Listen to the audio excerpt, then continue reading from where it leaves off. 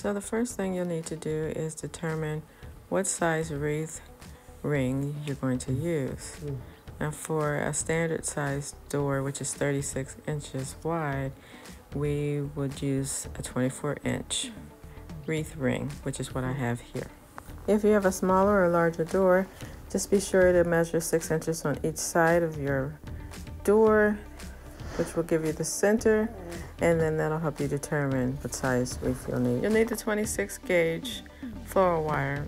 It's strong enough to hold down all of your foliage. We're going to attach the floral wire to the frame by twisting it over a few times, making sure that it's secure. You want to make sure that it doesn't detach because we're not going to cut the wire until we'll completely finish the entire wreath. So make sure you have plenty of wire on your roll so that you don't run out before you get to the end. This will be securing our foliage when we place it on the frame, so we want to make sure it's good and tight.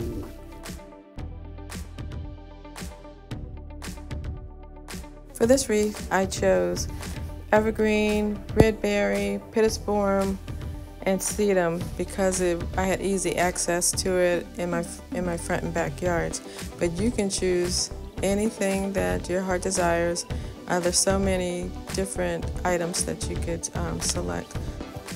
Now we'll begin to layer our bundles in the order that we choose.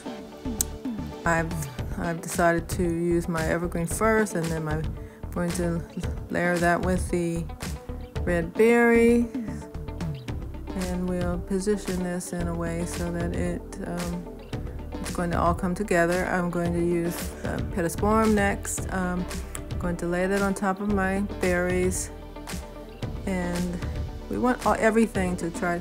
Hopefully we can see everything in the wreath. We can't always, but some of it will be hidden. Now we use the sedum, and that will be our first bundle.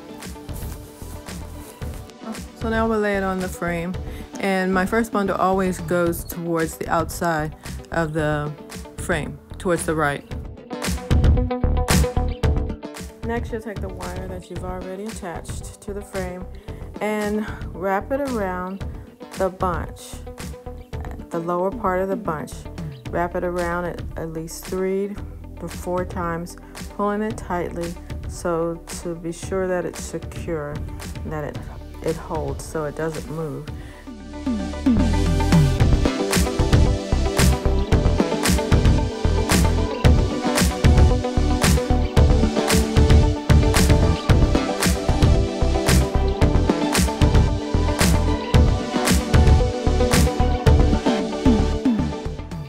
You will then repeat the steps as you did the first time. Do them the same way, or you can do them in a different order, building your layers so that you can then start your second layer, your second bunch. I sometimes do all the bunches first, put them all together, and then place them, and sometimes it can be quicker. Now this layer should be positioned towards the center of the wreath, in place right on top of the first bunch. With this wreath, because of the type of material that I'm using, it's not as bulky as if I were using a fir, F-I-R, or because their needles are thicker. So in this case, what I'll do is I'm going to layer the third bundle, right on top of the second one. It's going to be straight. It's not going to go outward. It's not going to go inward. It's going to be straight. That's going to give it some fullness. It's going to give it some bulk. Sometimes you have to take a step back and look at exactly how they're positioned. Make sure they're looking like you want them to. You may have to finagle them a little bit and move them around a little.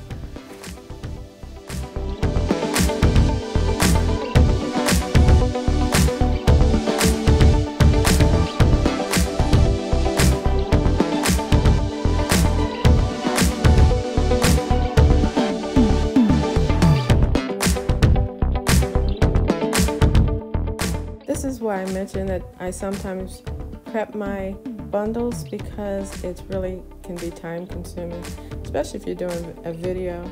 But I just wanted you to get the idea of how the steps that are required in order to make this wreath.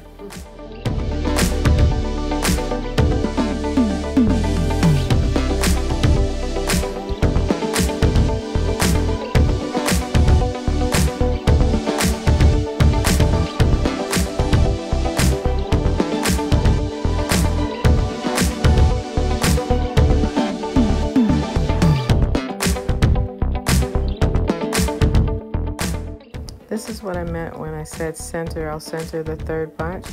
So I'll just put it right on top of the second bunch. It's not going to go inward. It's not going to go outward. It's just going to go straight onto the top of the second one to give it more fullness.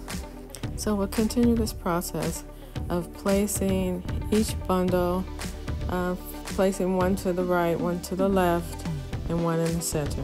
One to the right, one to the left, to the center, all the way around the entire wreath frame until you get to the end where you'll meet the first bundle that was put onto the frame.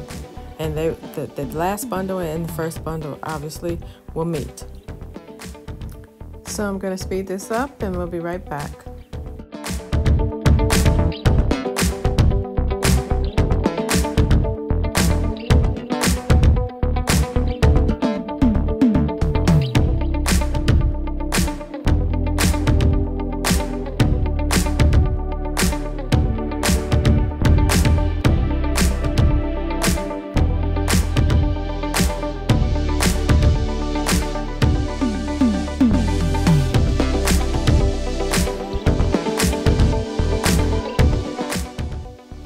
So when you come to the end, you just take the last layer, tuck it up underneath the first layer slightly so that it doesn't have a gap, and then wrap it. If you see any spaces, then you just take your product, your material, and fill in spaces, and you wrap those that material in. You don't have to do anything special. You just continue to fill it in where it's needed. Sometimes you may have to even use your glue, depending on your product, if it'll glue into the wreath. You can use your hot glue. I've done that, and I may do that here. It all depends, because there may be spaces that I'm going to need to fill in some gaps.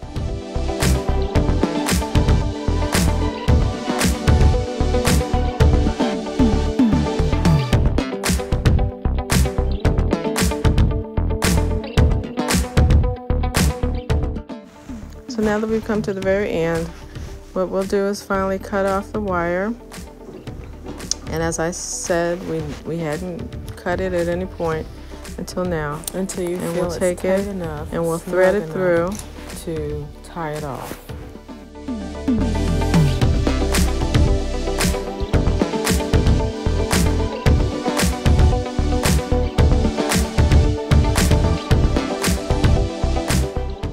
And that's all there is to it.